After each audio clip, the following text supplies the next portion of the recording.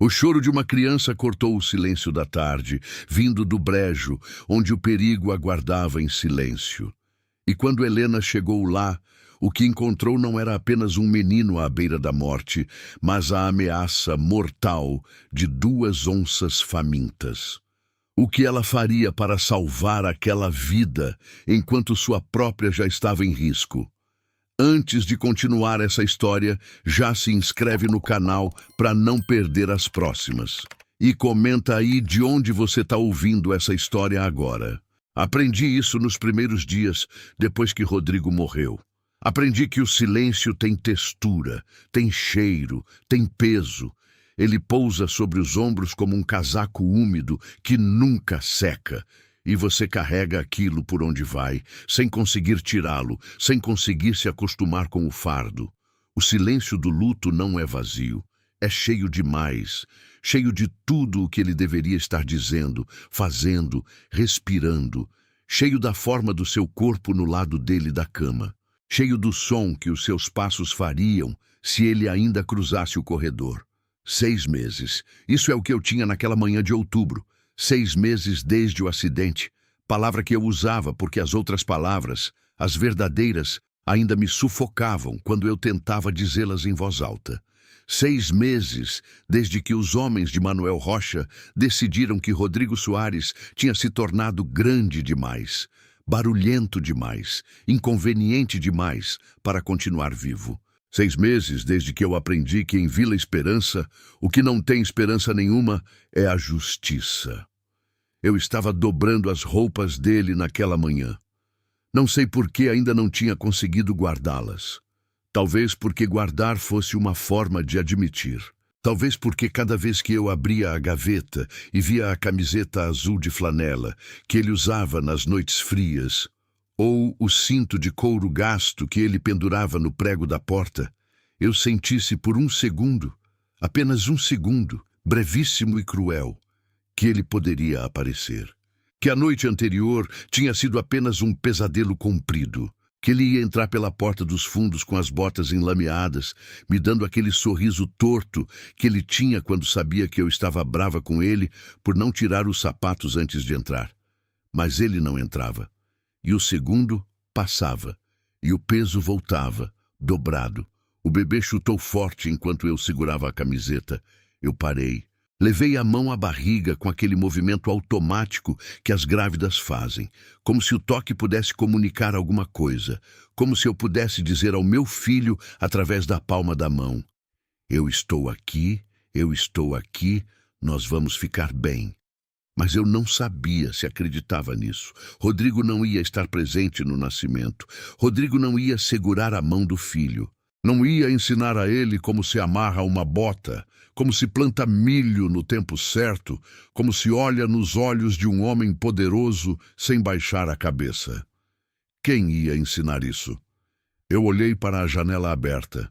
O sol entrava com aquela qualidade dourada e preguiçosa da tarde, criando faixas de luz sobre o assoalho de madeira que estava gasto no centro, onde os passos aconteciam há décadas. Era quase bonito, era quase suportável. Durante um segundo eu pensei, talvez hoje seja um dia que eu consiga atravessar sem desmoronar. Então, eu ouvi o choro. Era fraco no começo, distante, vindo de algum lugar além do quintal, onde o terreno descia em direção ao brejo. O vento trouxe o som até mim de forma irregular, como se o ar não tivesse certeza se devia me entregar aquilo ou não. Eu fiquei parada, a camiseta de Rodrigo ainda nas minhas mãos, esperando como se esperar fosse uma forma de fazer o som desaparecer. Mas o choro voltou. E desta vez eu soube, a forma como as mães sabem de coisas antes de entendê-las com a cabeça, que era real. Era uma criança. E estava em algum lugar onde não devia estar. Eu pousei a camiseta sobre a cadeira. Levantei devagar, porque levantar devagar era o que meu corpo exigia desde o 7º mês. Cada movimento, uma negociação com o próprio peso. Fui até a porta dos fundos. O quintal se abria diante de mim, o capim alto balançando levemente. E lá no fundo, além da cerca de arame, o brejo começava.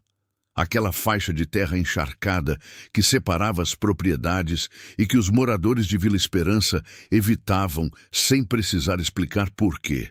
Todo mundo sabia que o brejo guardava coisas. Todo mundo sabia que do brejo não vinha nada de bom.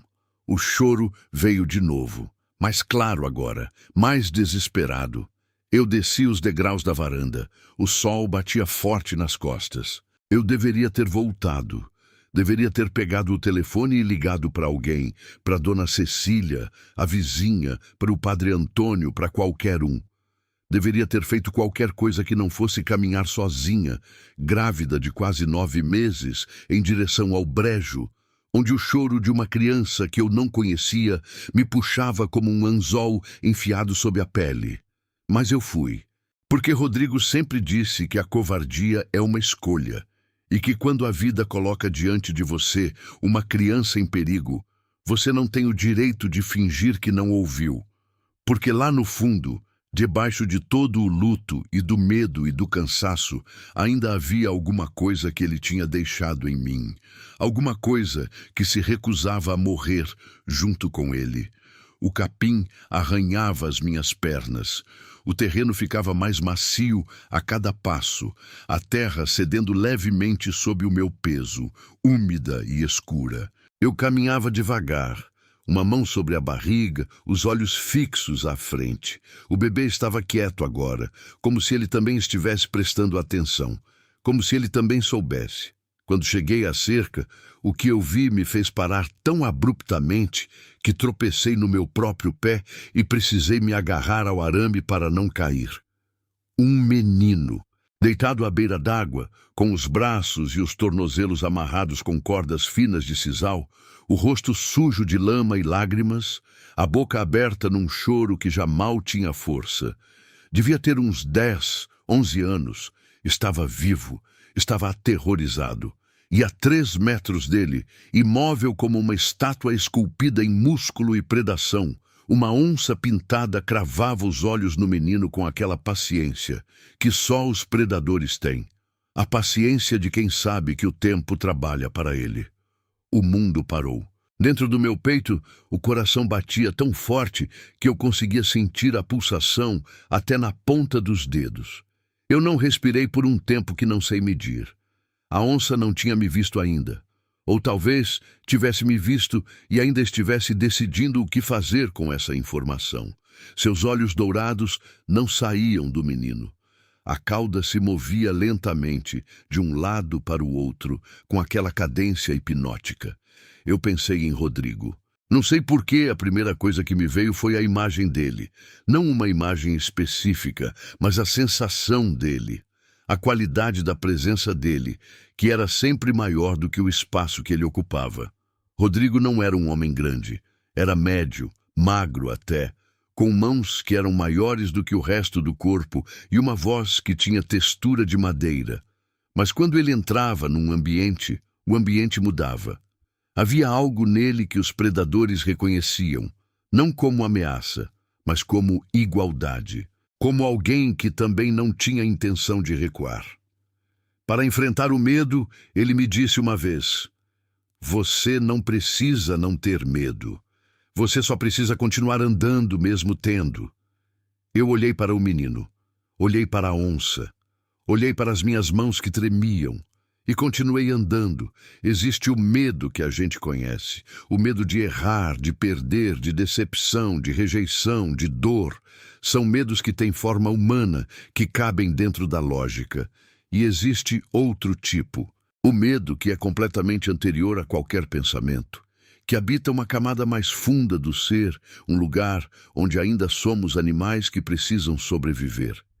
Esse medo não tem palavras, tem apenas sensação, a dilatação dos olhos, o frio nos membros, o estômago que cai, a certeza instintiva de que você está dentro do alcance de algo que pode te acabar.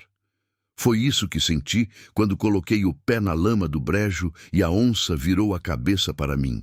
Por um segundo, talvez 2, os nossos olhares se encontraram e eu entendi imediatamente o que é ser avaliada por uma inteligência que não tem nenhum interesse na sua história, nos seus filhos, no seu luto, nos seus medos, na injustiça que destruiu a sua vida. A onça me viu e calculou. Foi frio e absoluto. Ela estava decidindo se eu era ameaça, obstáculo ou alimento. Eu não mexi. Aprendi isso de algum lugar. Da memória de algo que alguém disse uma vez, ou de alguma coisa lida e esquecida que voltou naquele momento com precisão cirúrgica. Não mexa, não mostre os dentes se não vai morder. Não corra, porque a corrida confirma que você é presa. Fique de pé, fique inteira. Deixe o animal decidir que você é grande demais para valer o esforço. Segurei o meu ar.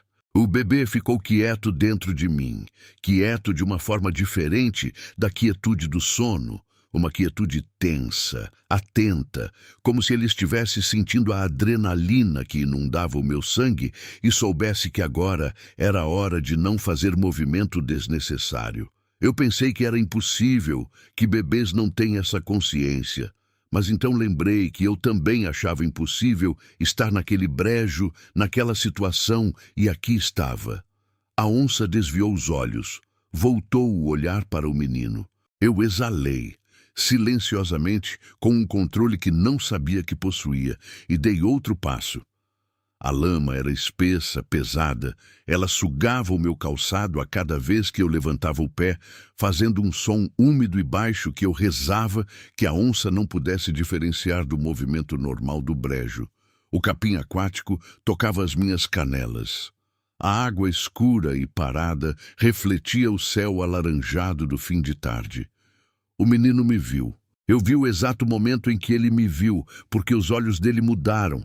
Passaram do desespero fechado de quem já estava se preparando para o fim para alguma coisa diferente, uma centelha acesa dentro do pânico, que era ao mesmo tempo esperança e terror de que essa esperança fosse falsa.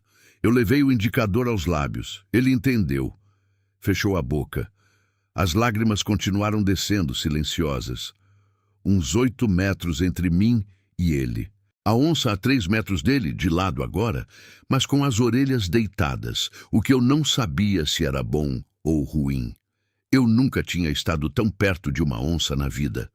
As únicas que eu conhecia eram as das fotografias que Rodrigo guardava numa pasta velha, fotografias que ele tirava às vezes nas madrugadas, quando saía com a máquina fotográfica que comprara de segunda mão numa feira em Belém. Elas são mais antigas do que nós. Ele me dizia. Estão aqui antes de qualquer coisa que a gente construiu. É preciso ter respeito. Respeito. Eu tinha, mas precisava de mais do que respeito naquele momento. Dei mais um passo. Mais um. A lama grudava. O peso da barriga me deslocava ao centro de gravidade. E eu precisava abrir os braços levemente para manter o equilíbrio, como uma equilibrista sobre uma corda que estava afundando. Cada passo era uma decisão. Cada passo era um recomeço do mesmo ato de coragem que o passo anterior já tinha sido. Pensei em Rodrigo de novo, na maneira como ele se levantava de manhã, antes do sol, sem alarme, como se o corpo dele soubesse que o dia não ia esperá-lo. Na forma como ele tomava o café em pé, olhando pela janela, com aquela expressão que eu nunca consegui decifrar completamente. Parte planejamento, parte sonho, parte preocupação com coisas que ele ainda não me contava. Eu sabia que havia segredos, não de traição, não desse tipo, segredos de luta. Conversas que ele tinha com homens que eu não conhecia, papéis que ele escondia debaixo do colchão, telefonemas que ele fazia do quintal quando achava que eu estava dormindo. Eu deixei. Achei que ele me contaria quando fosse a hora. Achei que teríamos mais tempo para todas as conversas que ficaram no meio. Não tivemos. 5 metros do menino agora. A onça se mexeu. Apenas o peso. Um reajuste do corpo. As patas dianteiras se aproximando levemente do chão. A postura mudando daquele estado de espera calculada para algo que parecia mais urgente. Eu senti o coração acelerar de um jeito que doía fisicamente, como se alguém tivesse apertado um punho dentro do meu peito. Mas não parei. 3 metros. Eu podia ouvir a respiração do menino agora. irregular, entrecortada pelo choro contido, os pulmões fazendo aquele som específico de quem está tentando não se desmanchar. As cordas nos seus pulsos eram finas, mas apertadas, a pele ao redor delas vermelha e machucada. Alguém tinha amarrado aquilo com intenção, com cuidado, com o conhecimento de que um menino amarrado à beira de um brejo frequentado por onças não sobreviveria até o anoitecer. Alguém queria que ele morresse aqui. E eu sabia com a certeza que vem de dentro, aquela certeza que dispensa prova. Era a mesma gente que tinha matado Rodrigo, o mesmo sistema, a mesma crueldade que se disfarçava de acidente, de natureza, de fatalidade, quando na verdade era planejamento, era violência, era poder que não suportava ser questionado. Cheguei até ele, me agachei, o que com a barriga era uma façanha em si mesma, e comecei a trabalhar nas cordas. Meus dedos tremiam. As cordas eram sisal seco, do tipo que aperta mais quando molha, e estavam começando a encharcar com a umidade do brejo. Eu puxei. Senti o atrito cortar a palma da minha mão. Puxei mais forte. A onça fez um som. Não foi um rugido. Foi algo mais baixo do que isso, mais íntimo e mais aterrorizante. Um som que vinha do fundo do peito do animal e que vibrava no ar como um aviso que não precisava de tradução. Eu não olhei. Se eu olhasse, pararia. E se parasse, acabaria. A corda cedeu. O menino soltou um soluço involuntário, de alívio, de dor, de susto com o próprio som que fez. Eu segurei a mão dele e me levantei, e nesse momento a onça se moveu de verdade. Não um reajuste, não uma ameaça, um passo, seguido de outro, direto na nossa direção. Anda, eu disse ao menino em voz baixa. Anda devagar, não corre, anda comigo. E nós andamos. 8 metros, talvez 10. Mas cada metro era uma composição de segundos que pesavam minutos, e o brejo se esticava à nossa frente como se o próprio terreno estivesse conspirando para nos demorar. O menino caminhava ao meu lado, os pulsos vermelhos e inchados, as pernas mal obedecendo.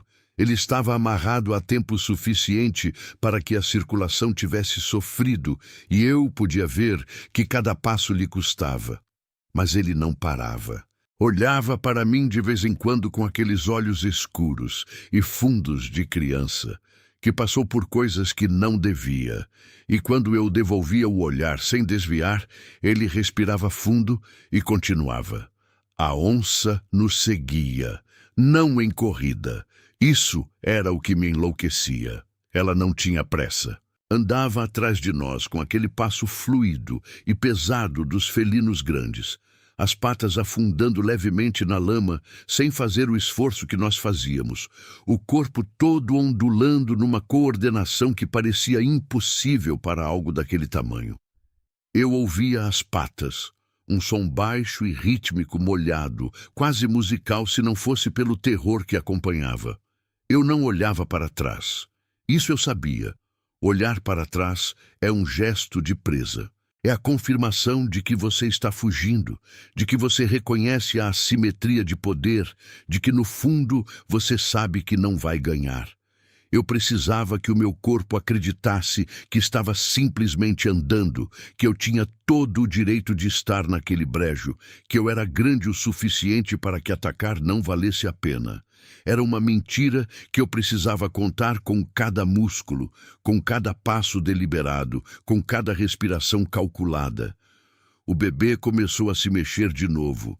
Não um chute simples. Era um movimento contínuo, agitado, como se ele sentisse a adrenalina que percorria o meu sangue e reagisse a ela. Eu levei a mão à barriga por instinto e por um segundo ridículo e completamente humano, pensei: fica quieto, meu amor. Não agora. Como se um bebê pudesse escolher o momento. Como se a biologia tivesse algum respeito pelas circunstâncias. 3 metros da cerca. Eu calculei a distância com os olhos. A cerca de arame era baixa. 1 metro, talvez 1 metro e pouco. Eu ia conseguir passar. O menino ia conseguir passar. E depois disso, ainda havia o quintal inteiro, e a varanda e a porta.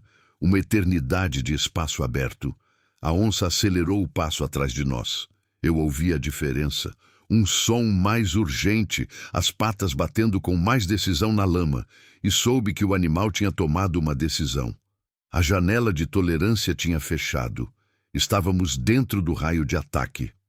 Corre, eu disse ao menino. Agora, corre. E corremos. Ou o que passava por corrida com uma barriga de 9 meses e pernas de criança desorientada. O menino foi mais rápido do que eu esperava. O instinto de sobrevivência é poderoso, e o corpo tem reservas que a consciência não conhece. Ele chegou à cerca, passou por baixo do arame com aquela agilidade que só a infância tem, e ficou do outro lado olhando para mim com o rosto transtornado. Eu estava a 2 metros da cerca quando a lama me traiu. O pé direito afundou de uma vez, profundo, até a metade da canela, e a sucção foi imediata e forte. Eu desequilibrei, as mãos foram ao ar, e por um momento, que foi absoluto pavor puro, achei que ia cair de frente na lama com a barriga. Consegui me segurar. Não sei em que, não havia nada para segurar. Talvez tenha sido o puro instinto do corpo que sabe que não pode cair. E fiquei parada, presa, com a lama endurecida ao redor do tornozelo, como se fosse concreto. Ouvi a respiração da onça atrás de mim, próxima, muito próxima. Não pensei. Torci o corpo, forçando o pé para fora da lama com toda a força que tinha, sentindo a sucção ceder lentamente, a dor no tornozelo que girou mais do que devia. Quando o pé saiu, eu já estava rolando para o lado, rolando como uma pessoa que não deveria estar rolando, como uma mulher grávida que não tem nenhum negócio rolando pela beira de um brejo infestado de onças. E senti o ar de algo grande passando rente ao meu calçado, as mandíbulas, fechando em nada, porque eu não estava mais onde eu estava um segundo antes. Cheguei à cerca. Passei por ela de qualquer jeito. Não me importei com o arame que arranhou o braço, não me importei com o joelho que bateu na terra do outro lado. Estava fora. Deitei de costas no chão do quintal, ofegante, com o céu de outubro acima de mim. Um céu cor de laranja queimado, com uma nuvem comprida e fina atravessando, e por um momento estranho e dissociado, pensei que nunca tinha visto nada tão bonito. O menino estava ajoelhado ao meu lado, as mãos sobre os meus ombros, falando alguma coisa que eu não conseguia ouvir, porque o sangue batia nos meus ouvidos como maré. A onça ficou do lado de lá da cerca. Ficou parada, nos observando, com aquela dignidade absoluta dos animais que nunca perderam a certeza de quem são. Depois, sem pressa, virou e foi embora pelo brejo, como se tivesse tomado uma decisão e estivesse satisfeita com ela. Foi então que a primeira contração chegou. Não uma das contrações falsas que eu tinha tido nas semanas anteriores, aquelas que a médica chamava de Braxton Hicks e que eram apenas o corpo ensaiando. Essa era diferente. Era uma dor que vinha de dentro para fora, que começava nas costas e circulava até a frente, que apertava tudo de uma vez com uma seriedade que não deixava dúvida sobre o que estava começando. Fechei os olhos.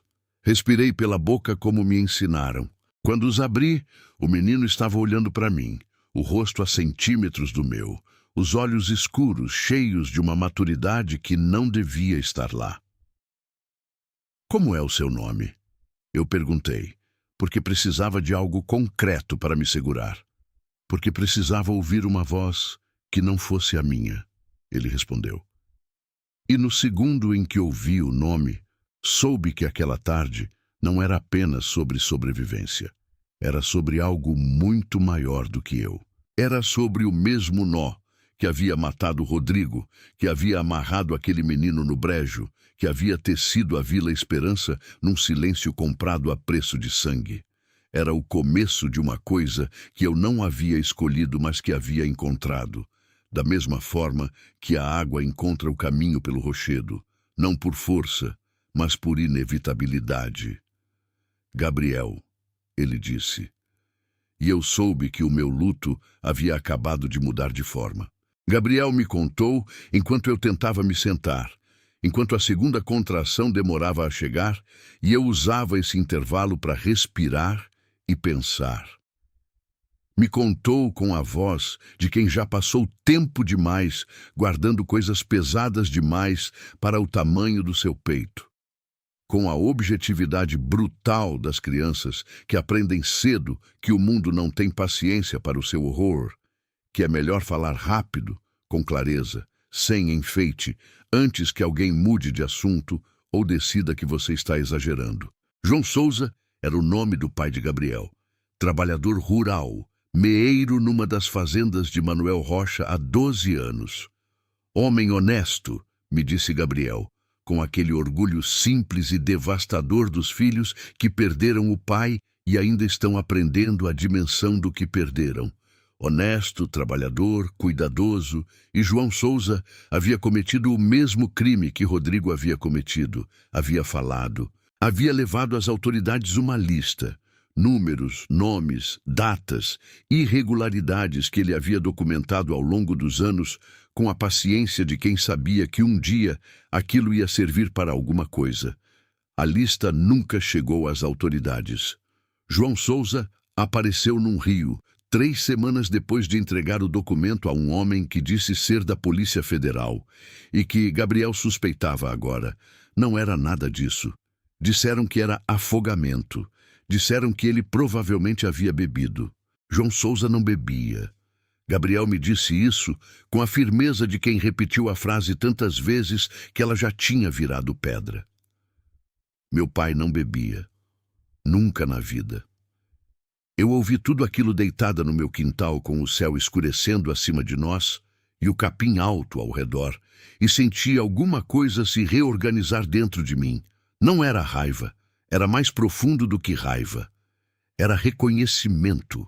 Era a percepção de que o que havia acontecido com Rodrigo não era isolado, não era pessoal, não era o destino caprichoso escolhendo o meu marido especificamente para destruir. Era um sistema que funcionava com precisão, com método, com a invisibilidade de quem nunca teve que se esconder, porque sempre teve o poder de fazer desaparecer qualquer evidência do que fazia. Por que te amarraram lá? Perguntei a Gabriel. Ele demorou um momento. Olhou para as próprias mãos. Os pulsos ainda vermelhos, as marcas das cordas como braceletes de dor. Fui até a fazenda de Rocha, ele disse. Tinha um papel, uma cópia. Meu pai escondeu uma cópia das anotações debaixo da tábua do assoalho do quarto dele. Eu encontrei depois que ele morreu. Eu não sabia o que fazer com aquilo, então guardei. Mas aí um homem da cidade veio falar com minha mãe. Disse que sabia que existia uma cópia. Disse que se a gente entregasse ia ser melhor para todo mundo. Minha mãe deu. Eu fui atrás, fui lá na fazenda, fiquei do lado de fora esperando para ver o que iam fazer. E me pegaram. Eu fechei os olhos por um momento. Uma criança havia feito isso. Havia pegado o que restou do pai e tentado fazer alguma coisa com aquilo. Da forma que um menino de 11 anos consegue fazer alguma coisa. Indo atrás, ficando de lado de fora, querendo apenas ver. Apenas saber se o sacrifício do pai havia valido alguma coisa. E os homens de Manuel Rocha haviam pego esse menino e o haviam amarrado no brejo para morrer como se fosse natural, como se fosse apenas mais uma fatalidade do interior que ninguém ia investigar com cuidado suficiente. A terceira contração chegou. Desta vez, eu não consegui fingir que não era o que era. Fechei os punhos na grama do quintal, respirei com força pela boca e, quando passou, olhei para Gabriel com o máximo de clareza que conseguia reunir. Você precisa ir chamar Dona Cecília, disse. A casa dela fica do outro lado da estrada, a porteira azul. Fala que estou passando mal e que precisa ligar para o Zequinha do posto. Ele se levantou imediatamente, sem hesitar, com aquela disposição de quem está aliviado por ter algo útil para fazer. Mas antes de sair, parou, virou. A senhora conhecia meu pai? Eu olhei para ele por um longo momento, para os olhos fundos e escuros, para o rosto sujo de lama que não conseguia esconder a inteligência e a dor que havia lá dentro. Não conheci, disse, mas conheci um homem que teria sido amigo dele. Gabriel assentiu, como se soubesse do que eu estava falando, como se crianças que perdem os pais para o mesmo tipo de violência tivessem uma linguagem em comum que dispensa explicação. Ele foi. Eu fiquei sozinha no quintal, com as contrações se tornando mais frequentes e a noite chegando devagar pelo leste, e pensei em Rodrigo. Em todos os papéis que ele havia escondido, em todas as conversas que eu havia fingido não ouvir, em todos os momentos em que ele havia tentado me proteger do tamanho do que sabia. Pensei que ele havia morrido sem conseguir terminar o que havia começado, e que aquilo deve ter sido porque eu o conhecia, mais difícil do que a própria morte. Rodrigo era um homem que terminava o que começava, que varria a casa depois que ela já estava limpa, que revisava o que tinha escrito até estar certo de que não havia mais nada a melhorar. Ele não havia terminado, mas havia deixado pistas, havia deixado papéis, havia deixado o filho que carregava no meu ventre, que agora, com cada contração, me lembrava que estava pronto para entrar num mundo que eu precisava garantir que fosse diferente do mundo em que Rodrigo havia morrido. E havia me deixado, com tudo o que ele havia ensinado, mesmo sem saber que estava ensinando. Com a teimosia que eu herdei de conviver com ele, com a capacidade de andar mesmo quando o medo diz para parar. Para enfrentar o medo, você não precisa não ter medo. 4 contrações. 5. O céu estava quase todo escuro quando ouvi a voz de Dona Cecília vindo pela estrada e o passo pesado e apressado de mais de um par de botas. Eu estava prestes a ter um filho. E, finalmente, pela primeira vez em 6 meses, eu sabia o que precisava fazer com o tempo que viria depois. Meu filho nasceu às 3 da manhã, numa cama de hospital que cheirava a álcool e a plástico limpo, com uma luz fluorescente piscando no canto do teto e uma enfermeira de nome Graça, que tinha mãos grandes e frias e uma voz que era quente o suficiente para compensar.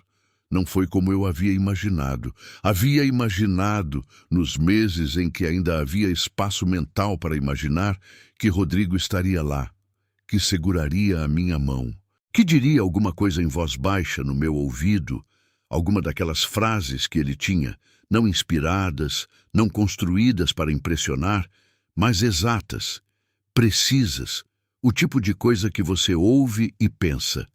Era isso. Era exatamente isso que eu precisava que alguém dissesse.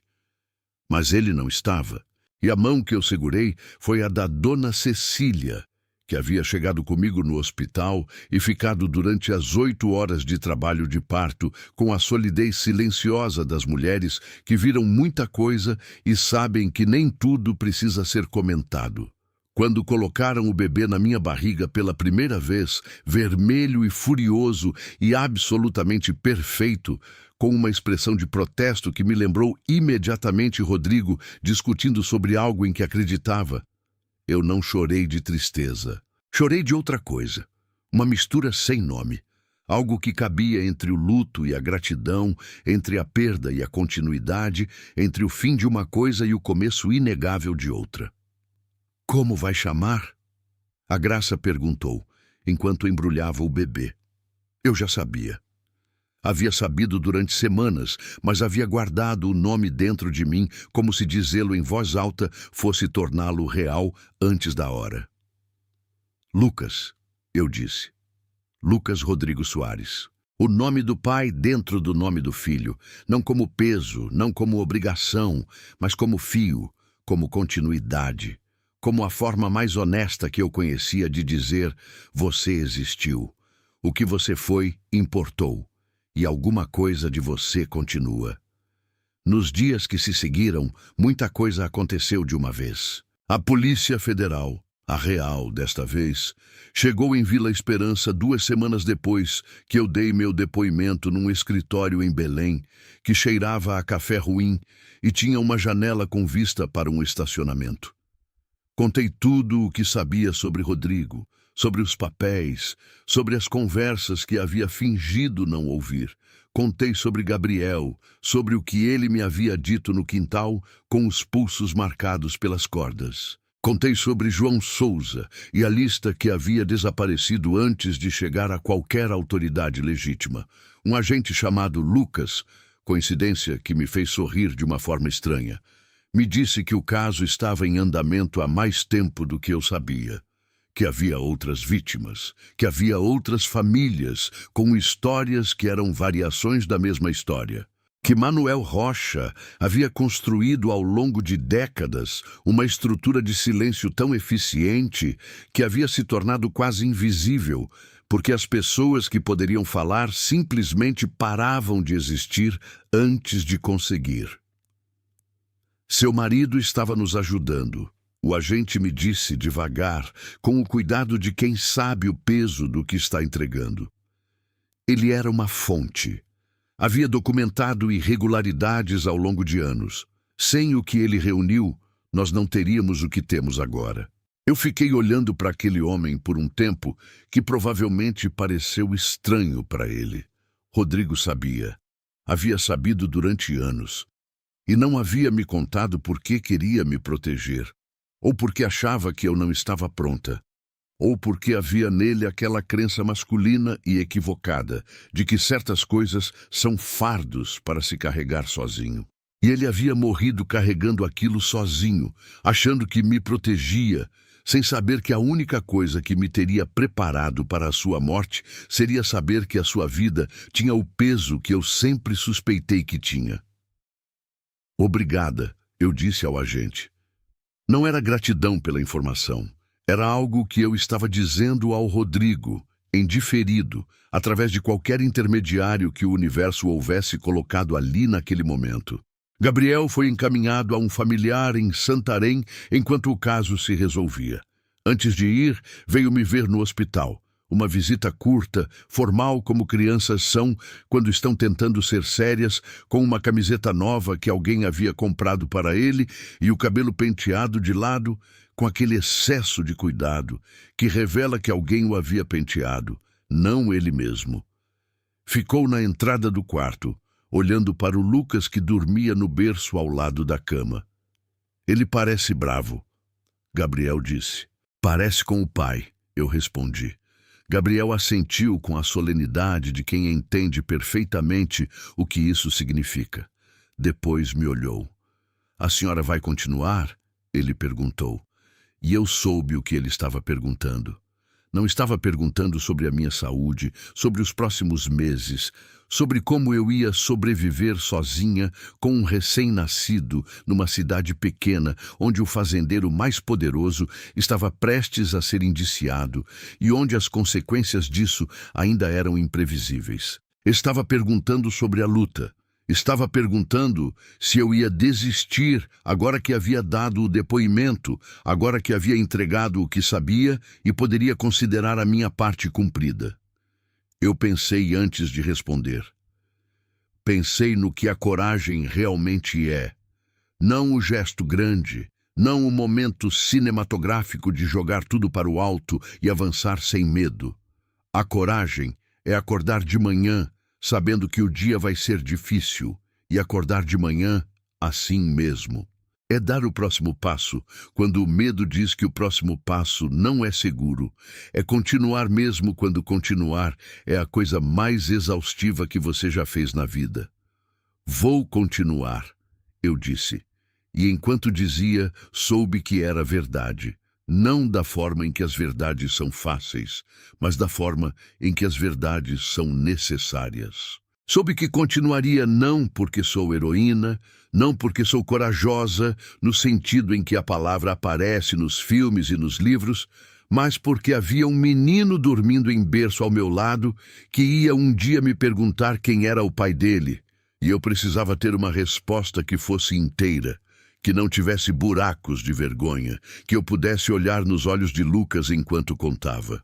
Os meses que se seguiram foram duros de formas que não caberiam aqui. Processos, depoimentos, ameaças veladas que vinham pela forma de carros parados perto de casa e telefonemas que se desligavam quando eu atendia. E a fadiga de ser mãe sozinha de um bebê que não sabia que o mundo lá fora ainda estava tentando se resolver. Lucas chorava muito, mamava muito, dormia pouco e nos horários errados, com uma dedicação que parecia proposital. Havia noites em que eu ficava sentada na cadeira de balanço às 2 da manhã, com ele no colo, e o cansaço era tão profundo que eu mal conseguia ter pensamentos completos. Apenas imagens, fragmentos, o rosto de Rodrigo, o brejo, as mandíbulas da onça, o nome de Gabriel, a voz do agente dizendo seu marido estava nos ajudando. E havia noites em que aquilo era suficiente. O julgamento de Manuel Rocha começou 8 meses depois. Eu estava presente no primeiro dia, sentada numa cadeira de madeira dura com Lucas no colo, porque a babá havia cancelado e porque eu precisava estar lá com ele. Precisava que alguma parte de mim que ainda acreditava em coisas místicas e não racionais sentisse que Rodrigo estava de alguma forma presente naquilo. Rocha entrou na sala com 2 advogados e um terno que custava mais do que eu ganhava em 3 meses, e olhou para mim apenas uma vez, rápido, calculado, o olhar de quem está avaliando o que você ainda pode fazer de dano. Eu devolvi o olhar sem piscar. Lucas acordou naquele momento e ficou olhando para o teto com aqueles olhos escuros, que eram os olhos de Rodrigo numa face ainda sem forma definida. E eu pensei que o universo tem humor às vezes, que há coincidências que não são coincidência, que há momentos em que o passado e o futuro se dobram um sobre o outro de uma forma que só pode ser chamada de graça. A graça bruta e sem enfeite de ter sido poupada sem saber porquê, de ainda estar aqui quando poderia não estar. Não sei como o mundo que Lucas vai herdar vai ser. Não sei se o julgamento vai resolver o que precisa ser resolvido, se a justiça vai ser suficiente, se Vila Esperança vai um dia ter esperança de verdade, ou se vai continuar sendo um nome que mente sobre si mesmo. O sistema que matou Rodrigo e João Souza não é apenas Manuel Rocha. É mais antigo e mais largo do que um fazendeiro. É uma forma de organizar o poder que existe há tempo suficiente para ter raízes que qualquer processo judicial vai levar décadas para alcançar. Mas eu aprendi uma coisa naquele brejo com as mandíbulas de uma onça a centímetros do meu calçado. Aprendi que o medo não desaparece, que a dor não desaparece, que o luto não tem prazo de validade e que há dias em que eu ainda dobro as roupas de Rodrigo, que finalmente guardei, mas que ainda estão lá, num baú no fundo do armário, e sinto o soco no peito exatamente como sentia antes. Aprendi que a força não é ausência de colapso, que haverá colapsos, que eu vou desmoronar, que tem dias que o silêncio da casa ainda pesa demais e que eu não tenho energia para fingir que não pesa. Mas aprendi também que quando você atravessa o medo, quando você dá o passo seguinte, mesmo sem saber o que tem do outro lado, você muda de uma forma que não tem volta. Não fica mais fácil, fica diferente. Você se torna alguém que sabe, por experiência corporal e não por fé, que é possível continuar, que o próximo passo existe, que do outro lado da cerca há chão. Lucas vai crescer sabendo quem foi o pai dele. Vai saber que Rodrigo Soares foi um homem que acreditou que a mudança era possível e que pagou por isso com a vida, e que isso não foi derrota. Foi a coisa mais parecida com vitória que os sistemas de poder sabem produzir, porque significa que alguém chegou perto o suficiente para assustar. Vai saber que existe uma mulher que havia prometido sobreviver e que sobreviveu de formas que não constavam no plano original. Vai saber que um menino chamado Gabriel, amarrado num brejo, foi o momento em que a minha vida mudou de direção para sempre. E vai saber, porque eu vou ensinar, da forma em que Rodrigo me ensinou, não com discurso, mas com exemplo, que coragem não é a ausência do medo, é o que você faz com ele quando ele chega. É colocar o pé à frente, mesmo quando a lama puxa para baixo. É ouvir o choro lá no fundo, além do quintal, e ir. Se você chegou até aqui, deixa o like, se inscreve no canal e comenta de onde você ouviu essa história. Eu leio todos os comentários.